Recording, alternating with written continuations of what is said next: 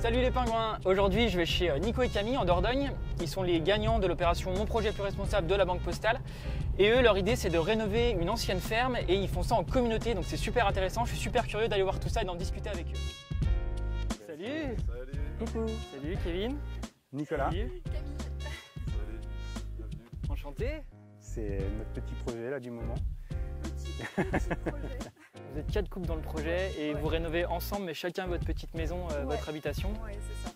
Et 7000 m² de terrain. Là, il y a pas mal de vergers, il y a un potager, donc ça fait un peu d'occupation à 8. Et on est assez content d'être à 8. On t'emmène? Ouais, avec faire plaisir. un petit tour de propriétaire. Bienvenue dans notre petit chez nous. Waouh! Là, il y avait un plancher. C'est pour ça qu'on voit encore tous les trous des solives. Là, on a commencé à les enlever. Mais c'est assez style tiny house, donc un truc rectangulaire simple, une mezzanine, Ouais. un coin Ouais. cuisine, salle de bain sous la mezzanine, j'imagine. Exactement. Ok. Ouais, c'est ça. Sur les murs, on va être plutôt en chaux et en chambre. Tout l'aménagement intérieur, ce sera en bois.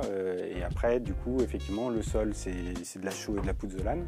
C'est une roche volcanique isolante. Vous posez la question de l'impact écologique, Ouais. voilà, que ce soit sur la construction, le choix des matériaux, sur la taille, donc impact du volume à chauffer, de l'énergie utilisée. Ouais. Quand on parle de placo, de rails pour installer du placo, de peinture, tout ça, c'est quand même des matériaux qui ont un impact.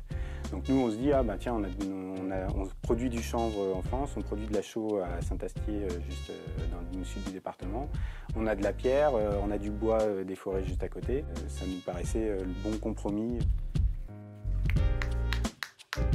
Ici, on a des toilettes sèches en fait, qu'on met à disposition pour les gens, surtout l'été, quand il y a pas mal de monde. Et puis ensuite, on a dans le fond du jardin un compost. Tous les déchets verts représentent un tiers de nos poubelles. Donc si tu arrives à te débarrasser de tes déchets verts, à en faire un compost, ça te permet d'atteindre plus vite cet objectif de zéro déchet. Et en plus, ça permet, nous, d'amender le potager ensuite. Donc c'est un Tu cercle. récupères tes déchets pour Voilà, t'en c'est servir à complètement quelque chose. Au vertueux. lieu d'aller acheter de l'engrais. Ouais, c'est- exactement.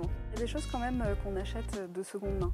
Tu vois, c'est quand même dans la démarche zéro déchet parce que par exemple les tomates qu'on va mettre au sol, c'est des vieilles tomates qu'on a achetées qui étaient dans une grange en Touraine. On se disait que ça pouvait être sympa éventuellement de faire une terrasse en bois. On va utiliser les acacias qui sont là. Ok, vraiment local, 100%. Donc vraiment hyper local. Ouais. Donc là, c'est votre potager qui est en commun, c'est ça? Ouais. L'idée pour vous de faire un potager, c'était aussi pour réduire les déchets, c'est ça?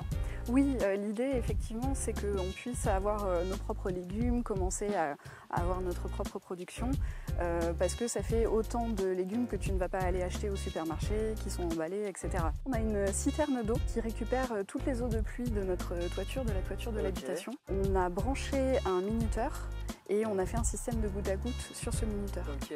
On est quand même assez autonome en eau. Après, on a, tu vois, on a eu 2 fraises, alors 2 fraises à se partager en 8. Ah, c'est le problème. C'est un peu compliqué, c'est peut-être Ouais. le début des ennuis de la communauté.